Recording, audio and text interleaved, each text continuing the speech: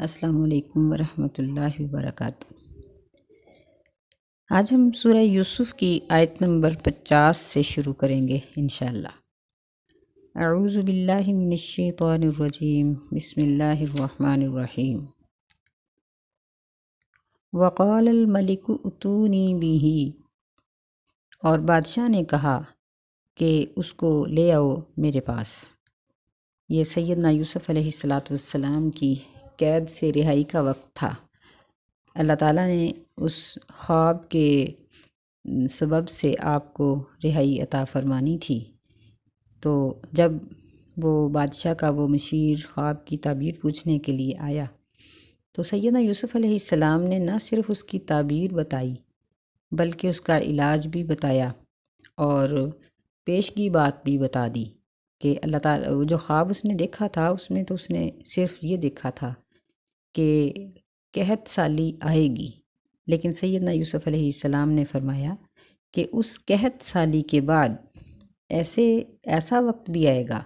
ثم یأتی من بعد ذلک عام فیہ یغاث الناس وفیہ یعصرون، یعنی اس کے بعد خوشحالی آ جائے گی۔ یا تو انہوں نے یہ تعبیر اس لحاظ سے کی کہ خواب میں 7 چیزوں کا ذکر تھا، یعنی 7 سال تک یہ قحط رہے گا، تو ظاہر بات ہے کہ 7 سالوں کا اختتام خوشحالی کی صورت میں ہی ہونا تھا۔ اگر 7 سالوں کے بعد بھی قحط کے اثرات رہیں تو پھر وہ 7 سال تو نہ رہے، یا پھر اللہ تعالیٰ کی طرف سے ان کو یہ ایک پیش گوئی ملی تھی کہ یہ بات بھی ساتھ بتا دی جائے۔ بہرحال خواب کی تعبیر اور اس کا علاج اور اس کی جو آگے آنے والے اچھے حالات تھے، یہ خبر سن کر بادشاہ بہت خوش ہوا اور کہنے لگا کہ اس کو میرے پاس لے آؤ، کیونکہ سیدنا یوسف علیہ السلام بادشاہ کے نزدیک کوئی اجنبی شخصیت تو تھے نہیں، اسی کے گھر میں تو عرصہ سے پل رہے تھے، بڑھ رہے تھے، اس کے گھر کے انتظامات اور دیگر معاملات، پھر یوسف علیہ السلام کی صلاحیتوں سے وہ بخوبی واقف تھا، اور یہ تو ایک یعنی ایک پیش آنے والی ایک ایسی مصیبت تھی جس کی وجہ سے سیدنا یوسف علیہ السلام کو قید کی صعوبت اور تکلیف برداشت کرنی پڑی۔ ممکن ہے کہ وہ اچھی طرح سے یہ بات جانتا ہو کہ اس سارے معاملے میں سیدنا یوسف علیہ السلام کا قصور نہیں ہے، ظاہری طور پر اس بچے یا اس دانا شخص کی گواہی کی وجہ سے بھی یہ بات معلوم ہو گئی تھی کہ سیدنا یوسف علیہ السلام بے قصور ہیں۔ بہرحال بادشاہ نے جب یہ کہا تو وہ مشیر دوبارہ جیل کی طرف گیا اور اس نے یوسف علیہ السلام سے یہ بات کی کہ آپ کی رہائی کا حکم ہے، لیکن سیدنا یوسف علیہ السلام نے باہر آنے سے انکار کر دیا۔ یہ ان کے تحمل اور صبر کی انتہا تھی۔ نبی صلی اللہ علیہ وسلم کی ایک حدیث ہے، ابو ہریرہ رضی اللہ تعالیٰ عنہ اس کو روایت کرتے ہیں کہ آپ نے فرمایا کہ اللہ رحم کرے یوسف علیہ السلام پر، اگر میں اتنے سال قید میں رہتا اور میرے پاس رہائی کا حکم آتا تو میں اس کو ضرور قبول کر لیتا، لیکن سیدنا یوسف علیہ السلام نے اس حکم کو قبول کرنے کی بجائے یہ کہا کہ پہلے واقعہ کی تصدیق کی جائے، کیونکہ کسی بھی نبی کی لائی ہوئی تعلیم کی اس وقت تک صداقت ثابت نہیں ہو سکتی، اس کی تصدیق نہیں کی جا سکتی جب تک اس کی ذات کی تصدیق نہ کی جا سکے۔ تو اگر ایک نبی پر ایک ایسا الزام ہے کہ جس کی تردید زمانے کے لوگوں کے سامنے نہیں ہوئی تو پھر اس کی تعلیمات پر کیسے یقین ہو سکتا ہے؟ اس لیے یوسف علیہ السلام نے انکار کر دیا اور کہا کہ پہلے اس گزشتہ واقعے کی تحقیق کی جائے۔ ہمارے لیے یہاں ایک بہت بڑا سبق ہے، وہ یہ ہے کہ جس طرح انسان برائی سے بچتا ہے اسی طرح اس کو بدنامی سے بھی بچنا چاہیے۔ نبی علیہ السلام کی احادیث سے اس بات کی زبردست تلقین کی گئی ہے کہ مسلمان کو چاہیے کہ وہ اپنا دامن جس طرح گناہوں سے پاک رکھتا ہے اس طرح وہ اپنی شہرت کو بھی گناہوں سے پاک رکھے اور وہ اپنی اچھی شہرت کی کوشش کرے۔ وقال الملک اتونی بہ، بادشاہ نے کہا کہ اس کو لے آؤ۔ فلما جاءہ الرسول، بس جب سیدنا یوسف علیہ السلام کے پاس قاصد آیا، قال ارجع الی ربک، تو یوسف علیہ السلام نے کہا کہ تم اپنے مالک کی طرف لوٹ جاؤ۔ فَاسْأَلْهُ مَا بَالُ النِّسْوَةِ اللَّاتِي قَطَّعْنَ أَيْدِيَهُنَّ، بس اس سے پوچھو کہ ان عورتوں کا کیا حال ہے جنہوں نے اپنے ہاتھ کاٹ ڈالے تھے۔ اِنَّ رَبِّي بِكَيْدِهِنَّ عَلِيمٌ، بے شک میرا رب ان کے مکر کو خوب اچھی طرح سے جاننے والا ہے۔ یعنی سیدنا یوسف علیہ السلام نے یہاں عزیز مصر کی بیوی کے جو اس کے معاملات تھے ان کا تذکرہ نہیں کیا، بلکہ ان عورتوں کا تذکرہ کیا، کیونکہ ایک کی نسبت ان زیادہ عورتوں کا معاملہ زیادہ خطرناک تھا۔ پھر یہ تھا کہ جب بات ایک سے بڑھ کر زیادہ میں آتی ہے تو پھیل جاتی ہے، اس لیے وہ چاہتے تھے کہ انہی عورتوں کی زبان سے ان کی تصدیق کی جائے۔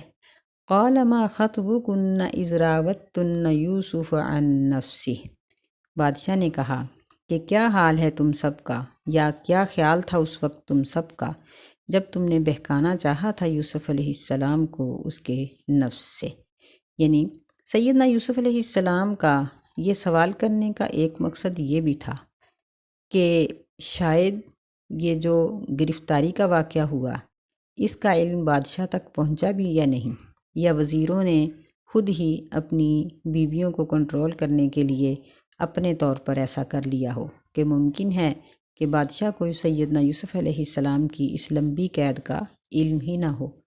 یا اس کے سامنے کوئی اور عذر تلاش کر لیا گیا ہو۔ اس لیے وہ چاہتے تھے کہ بادشاہ اپنی زبان سے اس سارے معاملے کی تحقیق کرے۔ تو بادشاہ نے جب ان عورتوں سے پوچھا، یعنی اپنی بیوی سے بات نہیں کی، کیونکہ بیوی کا معاملہ تو ظاہری طور پر صاف ہو چکا تھا، اب اس نے ان عورتوں سے پوچھا تو وہ کہنے لگیں قلنا حاشا للہ، ان سب نے کہا کہ پاکیزگی اللہ کے لیے ہے، ما علمنا علیہ من سوء،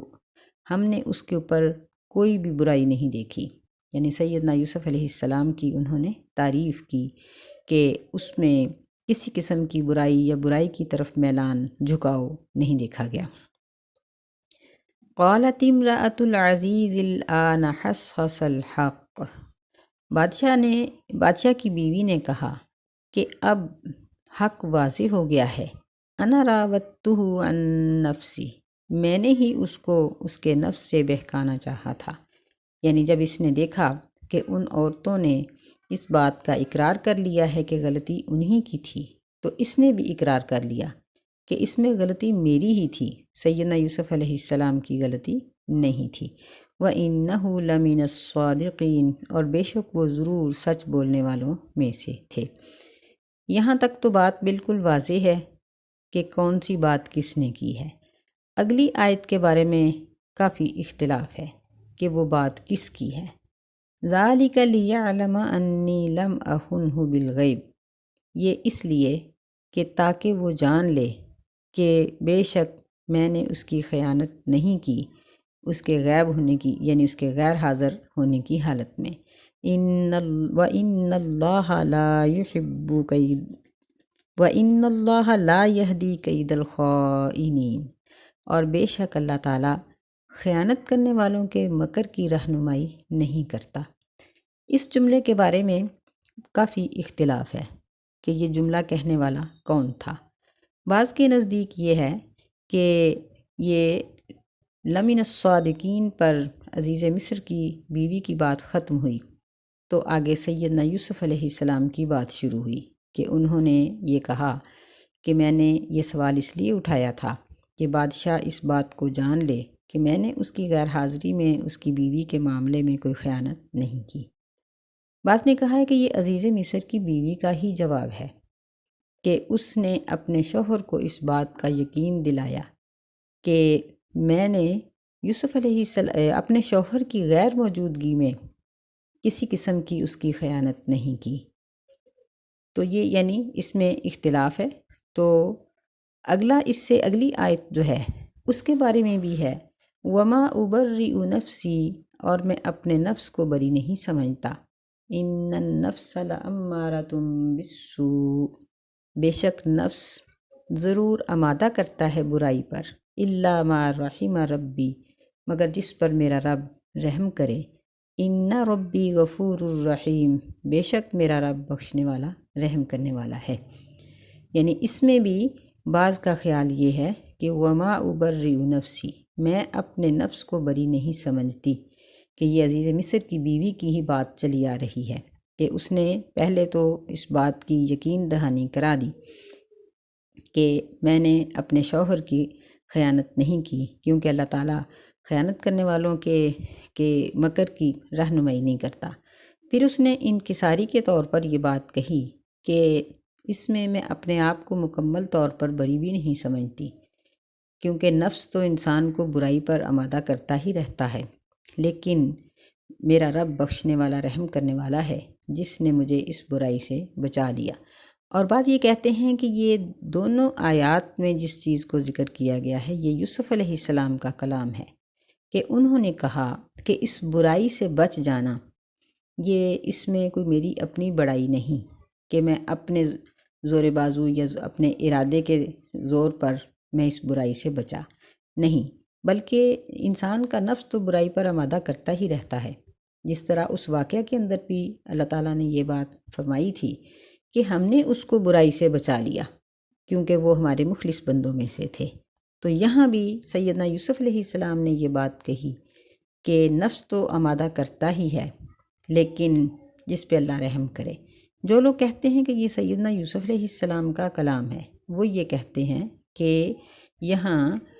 یہ بات، یہ الفاظ جو ہیں الا ما رحم ربی، یہ مسلمان شخص کے الفاظ ہیں۔ تو بات اصل میں یہ ہے کہ اس پوری صورت میں بادشاہ عزیز مصر جو تھا اس کے کفر کا ذکر نہیں ملتا کہ وہ کافر ہے۔ تو بہرحال دونوں طرح ہی امکان ہو سکتا ہے کہ یہ سیدنا یوسف علیہ السلام کا قول ہے یا اس عورت کا جو عزیز مصر کی بیوی تھی۔ بہرحال یہ معاملہ یہاں ختم ہوا اور آگے اللہ تعالیٰ نے سیدنا یوسف علیہ السلام کی زندگی کے بدلتے ہوئے دور کا تذکرہ کیا، کیونکہ اب تک وہ تکلیفوں اور پریشانیوں میں مبتلا تھے، اور اس ابتلا کے دور کے بعد اللہ تعالیٰ نے ان کو عروج عطا کیا اور اس کی ابتدا جیل سے نکلتے ہی ہو گئی۔ وقال الملک ائتونی بہ استخلصہ لنفسی، بادشاہ نے پھر پیغام بھیجا۔ وقال، اور اس نے کہا کہ یعنی بادشاہ نے کہا کہ اس کو میرے پاس لے آؤ۔ استخلصہ، یہاں اخلصہ بھی آ سکتا تھا کہ میں اس کو خالص کر لوں، لیکن یہ باب افعال سے یہ لفظ لایا گیا ہے استخلصہ، یعنی میں اس کو بہت اچھی طرح اپنے لیے خالص کر لوں، چن لوں۔ اس میں یعنی زور کا معنی پیدا ہو جاتا ہے۔ لنفسی یعنی میں اپنا مشیر بنا لوں یا اپنا معاون بنا لوں، تو اس لیے اس کو لے آؤ۔ فلما کلمہ قال انک اليوم لدینا مکین امین، پس جب بادشاہ نے اس سے کلام کیا، یعنی سیدنا یوسف علیہ السلام تشریف لے آئے اور بادشاہ سے بات چیت ہوئی،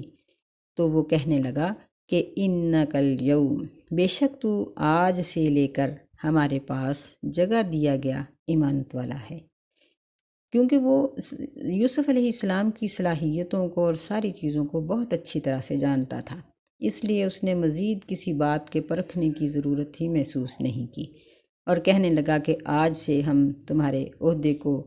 بڑا کرتے ہیں اور تم ہمارے پاس جگہ دیے گئے ہو۔ مکین اور امین یہ دو لفظ قرآن مجید میں بڑے خاص موقعوں پر ہی ذکر کیے گئے ہیں۔ سیدنا جبریل علیہ السلام کے بارے میں بھی مکین اور امین کا لفظ استعمال ہوا ہے، اور یہاں سیدنا یوسف علیہ السلام کے بارے میں بھی۔ بہرحال اللہ تعالیٰ نے ان کو اس طریقے سے زمین میں عروج عطا کیا اور بلندی عطا فرمائی جس کے انبیاء حقدار ہوتے ہیں۔ قال اجعلنی علی خزائن الارض، یوسف علیہ السلام نے کہا کہ مجھے مقرر کر دو زمین کے خزانوں پر۔ خزائن یعنی یہ زمین کی پیداوار پر بھی یہ لفظ قرآن مجید میں استعمال ہوا ہے۔ تو وہ کہنے لگے کہ تم مجھے زمین کے جو پیداوار ہے یعنی وزیر زراعت بنا دو۔ انی حفیظ علیم، بے شک میں حفاظت کرنے والا اور علم رکھنے والا ہوں۔ یعنی سیدنا یوسف علیہ السلام نے یہ یا تو خود پیشکش کی کہ وزیر زراعت ہی مجھے بنا دیا جائے، تاکہ میں اس غلے کو اچھے طریقے سے سنبھال لوں اور بعد میں اچھے طریقے سے تقسیم کر دوں، کیونکہ اتنا لمبا قحط پہلے کبھی نہیں ہوا تھا اور اس کے بعد بھی اب تک کبھی نہیں ہوا۔ تو بادشاہ نے ان کی اس پیشکش کو قبول کر لیا، یا پھر یہ تھا کہ بادشاہ نے ان کے سامنے جب اس بات کا تذکرہ کیا کہ آپ اس معاملے کو سنبھال لیں، تو انہوں نے اقراری طور پر کہا کہ ٹھیک ہے، آپ مجھے زمین سے نکلنے والی پیداوار پر مقرر کر دو، میں اس معاملے کو جاننے والا اور حفاظت کرنے والا ہوں۔ اگر اس کو یہ مان لیا جائے کہ سیدنا یوسف علیہ السلام نے عہدے کا خود سوال کیا ہے، تو اس کا بھی جواب شریعت کے اندر موجود ہے، کیونکہ نبی صلی اللہ علیہ وسلم نے فرمایا کہ ہم سے جو شخص عہدہ مانگتا ہے ہم اس کو عہدہ نہیں دیتے، اور آپ نے عہدے کا سوال کرنے سے منع کیا۔ فرمایا کہ جب کوئی شخص عہدہ طلب کرتا ہے اور اس کو وہ عہدہ دے دیا جائے اس کے سوال پر، تو اللہ تعالیٰ اس کی مدد نہیں کرتے، بلکہ اس کو اس عہدے کے سپرد کر دیا جاتا ہے۔ لیکن جب بندہ عہدے کا سوال نہیں کرتا بلکہ اس کو دے دیا جاتا ہے کسی ضرورت کی وجہ سے، تو اللہ تعالیٰ اس عہدے کو نبھانے پر اس کی پوری معاونت فرماتے ہیں۔ تو نبی صلی اللہ علیہ وسلم نے عہدے کا سوال کرنے سے منع کیا۔ اگر یہاں یہ بات تسلیم کر لی جائے کہ سیدنا یوسف علیہ السلام نے خود سوال کیا تھا، تو اس کا جواز بھی حدیث سے ملتا ہے کہ نبی صلی اللہ علیہ وسلم نے فرمایا کہ یعنی آپ کے فرامین سے یہ بات معلوم ہوتی ہے کہ جب کسی چیز کے ضائع ہو جانے کا خطرہ ہو تو پھر کوئی شخص جس کو اس چیز کو ضائع ہونے سے بچانے کا ہنر ہے، وہ خود آگے بڑھے اور کہے کہ میں یہ کام کرتا ہوں، تو یہ اس کو لائق ہے، یعنی اس کے لیے ضروری ہے کہ وہ خود آگے بڑھ کر اس چیز کے خراب ہونے سے بچائے، خاص طور پر ایسی چیز جس سے پوری امت کا تعلق ہو، عام انسانوں کا تعلق ہو۔ تو ایسی چیز کو سنبھالنا اور خود آگے بڑھ کر اپنے آپ کو پیش کرنا کہ یہ کام میرے سپرد کر دیا جائے، میں اس کو اچھے طریقے سے کر لیتا ہوں، یہ بھی مسلمان کے لیے ضروری ہے۔ حدیث میں کئی واقعات اس طرح کے آتے ہیں کہ کئی ایسے موقعوں پر جہاں کسی کام کے خراب ہو جانے کا اندیشہ ہوتا تھا یا اس کو اچھی طرح سے سنبھالنے کی ضرورت ہوتی تھی، تو ایسے موقعوں پر جو اس کے اہل ہوتے تھے وہ خود آگے بڑھ کر کہہ دیتے تھے کہ یہ کام میں کر لیتا ہوں، میں کر سکتا ہوں۔ اور ہمیں بھی اسی بات کی تلقین کی گئی ہے کہ اگر ایک چیز نقصان میں جا رہی ہے یا خراب ہونے والی ہے تو اس کو جو شخص جانتا ہے وہ خود آگے بڑھے اور اس کو سنبھال لے، تو اس میں مسلمانوں کا فائدہ ہے، اور مسلمانوں کا فائدہ کرنا یہ شریعت سے ثابت ہے کہ نبی علیہ السلام نے فرمایا کہ مومن کی ایک علامت یہ ہوتی ہے کہ وہ مومنوں کے لیے مخلص ہوتا ہے۔ آپ نے فرمایا نا کہ الدین النصیحہ، دین نصیحت کا نام ہے، تو اس میں آپ نے اس حدیث میں یہ ذکر کیا کہ عام لوگوں کے لیے بھی یہ ایک نصیحت ہے، اور عام لوگوں کے لیے نصیحت کیا ہے کہ ان کی خیر خواہی کی جائے۔ تو اس لحاظ سے سیدنا یوسف علیہ السلام کا عہدے کا سوال کوئی خلاف شریعت نہیں۔ بہرحال بادشاہ نے اس بات کو مان لیا۔ فرمایا وَكَذَلِكَ مَكَّنَّا لِيُوسُفَ فِي الْأَرْضِ، اور اسی طرح ہم نے یوسف علیہ السلام کو زمین میں جگہ دے دی۔ يَتَبَوَّأُ مِنْهَا حَيْثُ يَشَاءُ، وہ جگہ بناتے تھے اس میں سے جہاں چاہتے تھے، کہ یعنی اللہ تعالیٰ نے یوسف علیہ السلام کو ایسا مقام عطا کیا کہ ملک کی زمام ان کے ہاتھ میں آئی۔ بعض کا خیال یہ ہے کہ سیدنا یوسف علیہ السلام غلے کی حفاظت اور یہ سارا سلسلہ کرتے رہے حتیٰ کہ بادشاہ فوت ہو گیا، اور اس نے اپنی جگہ پر ان کو یعنی وہ ان کے قائم مقام تھے، اور اس کی وفات کے بعد وہ عزیز مصر بنے۔ اور بعض میں یہ ہے، بعض کے خیال میں، بعض مفسرین کے نزدیک، کہ بادشاہ نے اسی وقت سے ان کو عزیز مصر بنا دیا تھا اور وہ ملک کے سارے نظام کو سنبھال رہے تھے۔ بہرحال اللہ تعالیٰ یہاں اس بات کو ذکر کر رہے ہیں کہ ایک کنویں سے نکلنے والا اور کنویں میں پھینکا جانے والا بچہ اب ایک ایسے متمدن ملک کا حکمران بن رہا ہے کہ جو اس معاشرے کا یورپ تھا۔ مصر یہ بہت ترقی یافتہ اور بہت ہی یعنی اس میں اللہ تعالیٰ کی بے شمار نعمتیں تھیں، یہ متمدن قسم کا یہ ملک تھا، تو اللہ تعالیٰ نے یوسف علیہ السلام کو اس کی سربراہی عطا فرمائی۔ یتبوأ منہا حیث یشاء، وہ جگہ بناتے تھے اس میں جہاں چاہتے تھے، یعنی فل اختیارات ان کو دے دیے گئے۔ نصیب برحمتنا من نشاء، ہم اپنی رحمت پہنچا دیتے ہیں جس کو بھی چاہتے ہیں، یعنی اللہ تعالیٰ کی قدرت اس واقعہ میں بہت عظیم ہے۔ ولا نضیع اجر المحسنین، اور ہم نہیں ضائع کرتے نیکی کرنے والوں کا اجر۔ ولا اجر الآخرۃ خیر، اور ضرور آخرت کا اجر بہت بہتر ہے۔ خیر للذین آمنوا وکانوا یتقون، ان لوگوں کے لیے بہت بہتر ہے جو ایمان لاتے ہیں اور جو تقوی اختیار کرتے ہیں۔ یعنی ہمارے لیے اس صورت میں بہت سے سبق ہیں کہ یعنی ہم بھی اپنی آخرت کو جب دنیا کے اوپر ترجیح دیں گے تو اللہ تعالیٰ ہمیں بھی دنیا اور آخرت کی بھلائیوں سے نواز دے گا۔ اللہ ہمیں سمجھنے کی توفیق عطا فرمائے۔ وآخر دعوانا الحمد للہ رب العالمین۔ السلام علیکم ورحمۃ اللہ وبرکاتہ۔